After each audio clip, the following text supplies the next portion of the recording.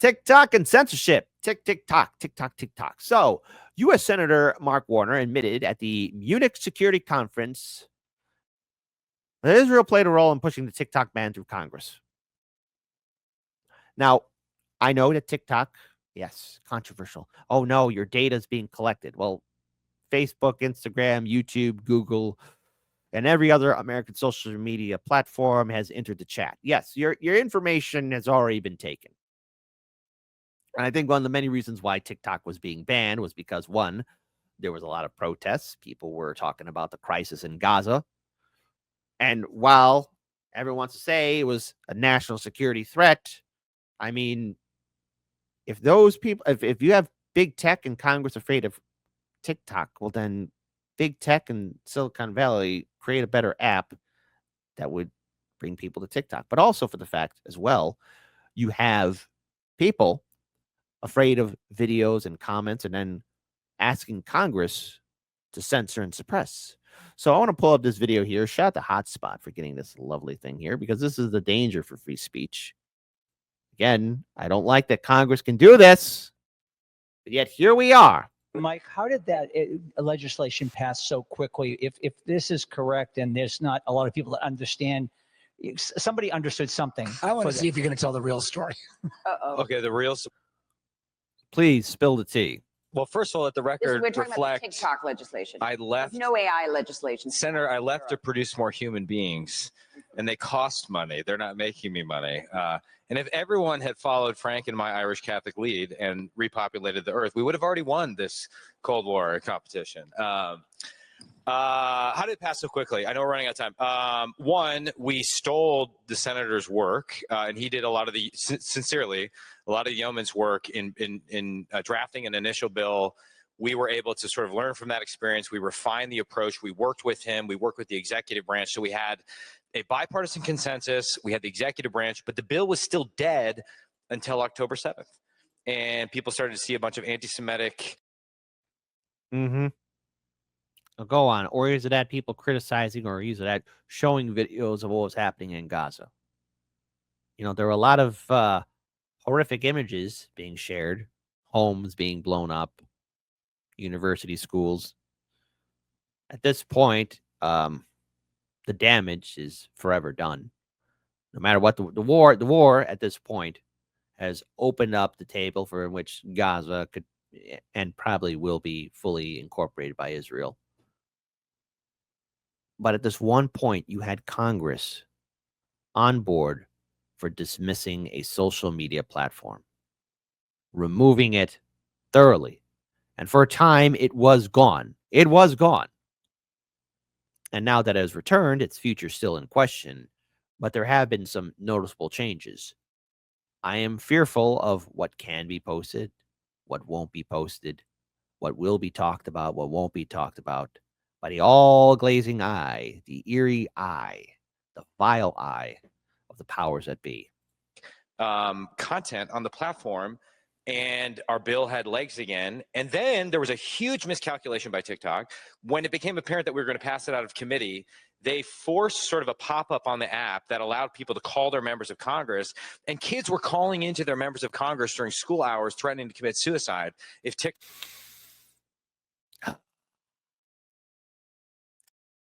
A whole other conversation altogether about the addiction of social media, but people, seriously, go out and touch grass. TikTok went away.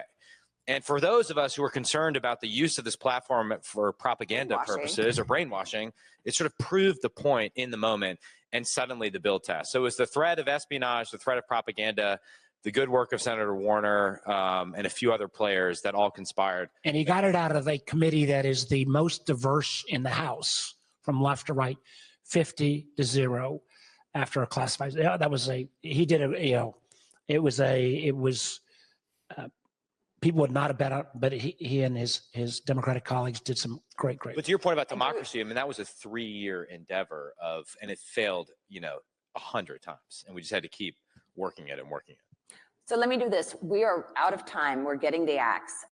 Oh, yes. Out of time. But there's always plenty of time, as there should be, for us to go back in time, to time travel.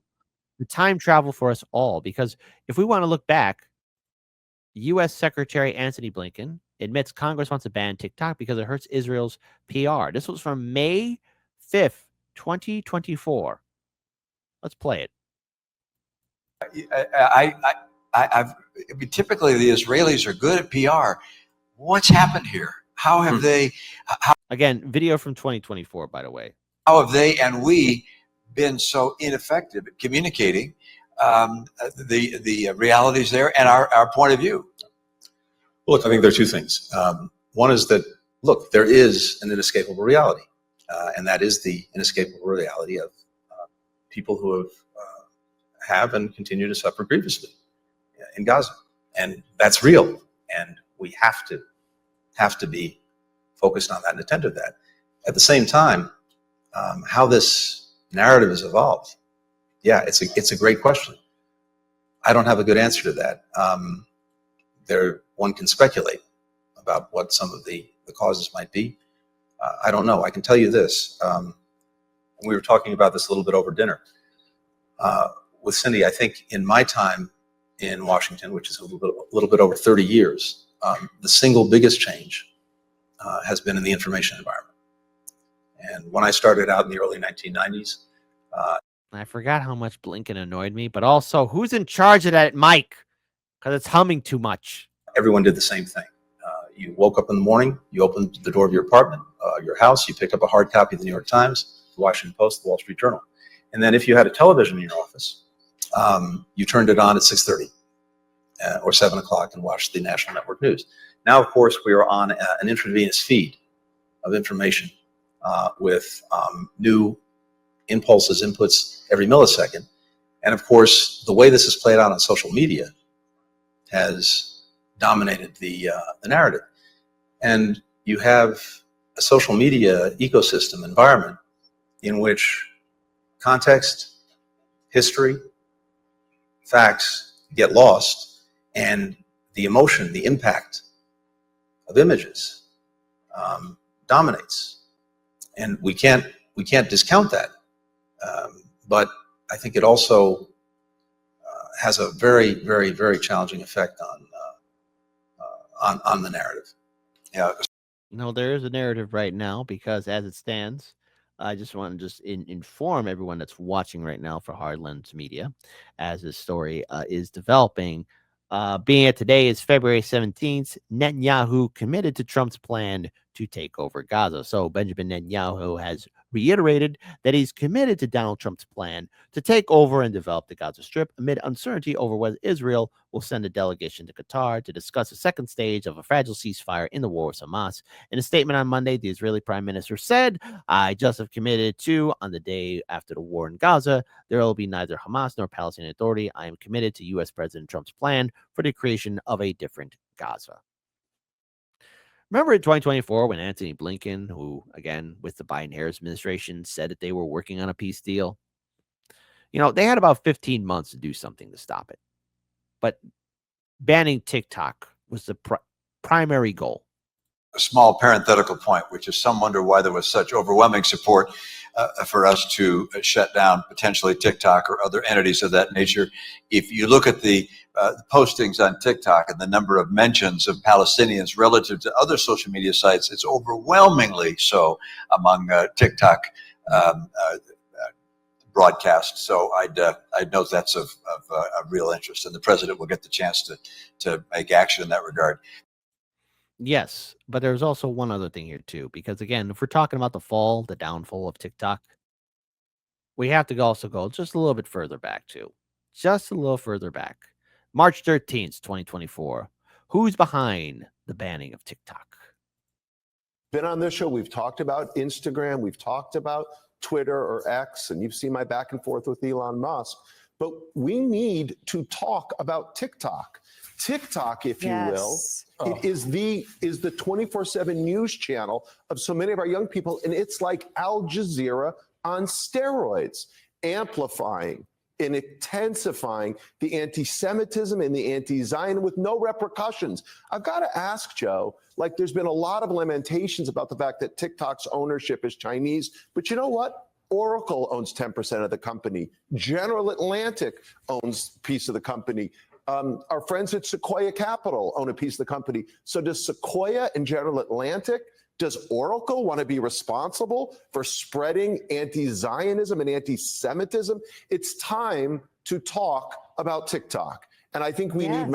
Okay, and notice here we are talking about TikTok. Instead of ending the war, stop TikTok. Instead of ending the war, get Congress to focus on a bill to get rid of TikTok.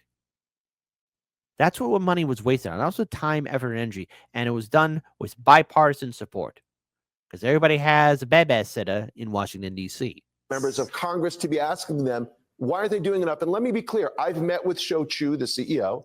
I've talked to their leadership, but it is long past time for TikTok and its owners and its investors to step up and say, enough, we're going to take action. Yeah. Frank Ford, do you have teenage kids? I do. So you know what I'm talking about. Yeah. Like, it is amazing what our children, what their friends, what younger people are getting, the unfiltered anti-Semitic bile that they're getting every day off of TikTok. And again, so showing the war is all of a sudden viewed as vile. Talking about how the corporate media is showing one thing, and yet what we're seeing in real time in social media is a whole other thing altogether. But which one is it? Why are we doing this? Why are we censoring and suppressing? I didn't understand what was going on college campuses, why it was happening. Yeah. If you don't understand what's going on in college campuses, don't look at the University of Penn, right? Look at TikTok. I mean, that's where this is. It makes me despair for the world that they're going to inhabit, just the low quality of the informational ecosystem in which they exist, where demagoguery, misinformation circulates like oxygen. And it also makes me despair for the ways in which they debate one another, that they're just incapable of expressing disagreement without resorting to hyperbole. And also the way in which everybody is forced to take sides about an issue which most people have exceedingly low knowledge, which is why you get extraordinarily ignorant on this issue. And I don't say that about a lot of issues, but on the Middle East, you know, people who have no idea what's been going on since 1948 will look at a 30-second clip. And then they'll become experts and march across the college campus. They'll take over the building based on TikTok. Now, wait a minute. Hold on.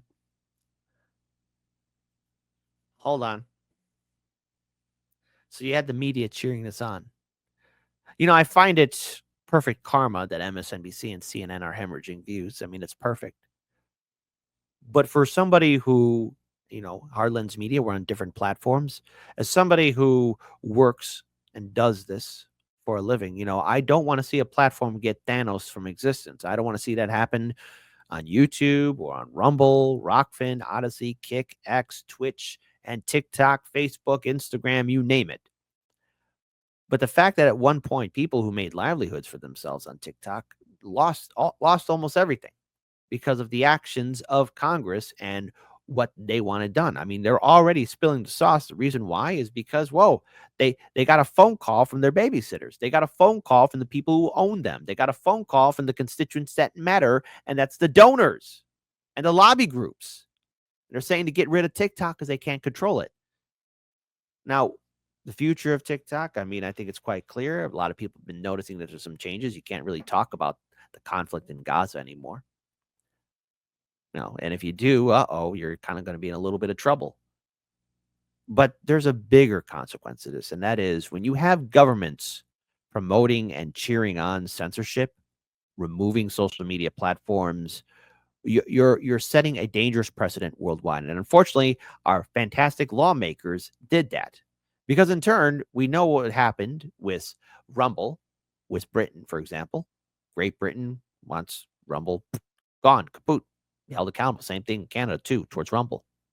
X itself is also in the chopping block because as of now, and again, anything can happen between now and then, here and back again, Swiss counselor proposes X ban for democracy concerns. Merit Sander, a member of the Swiss National Council, has proposed that social media platform X might need to be blocked in Switzerland, citing it as a potential threat to democracy due to its led promotion of conservative views. This proposal has sparked a discussion on the balance between freedom of speech and regulation of social media. Additionally, public relations on social media has shifted towards Snyder's physical appearance, raising concerns about her health. Okay, and I get that, but we're not here to talk about her health. We're here to talk about the dangerous precedent that was set by Congress. Look, banning TikTok is a dumb thing. If you're afraid of something, then challenge it. The only way to stop bad speech is good speech. But also, people need to know what's happening in these war zones and conflicts, and corporate media is not covering it. Hell, CNN and MSNBC, I doubt, are going to have the budget because they're firing so many people left, right, up, and down. The only reason why MSNBC or CNN or these other corporate media outlets are relevant is because of streaming services. And the only reason why streaming services are relevant is because they got a popular TV show. And the only reason why we're not going to get those analytics for corporate media is because people are viewing in, and corporate media, being the parasite, is still there. Just had to get that off my chest. Because people are saying, oh, corporate media is still viable. No, it's not. It's morphed into something that sucks blood from the host. As for everything else that we're seeing on social media, we notice that big tech and corporate media have failed to really maintain their influence. Yes, the algorithm does benefit them, but you, the viewers, have that option of turning away, looking away. And they're realizing that people aren't listening to them.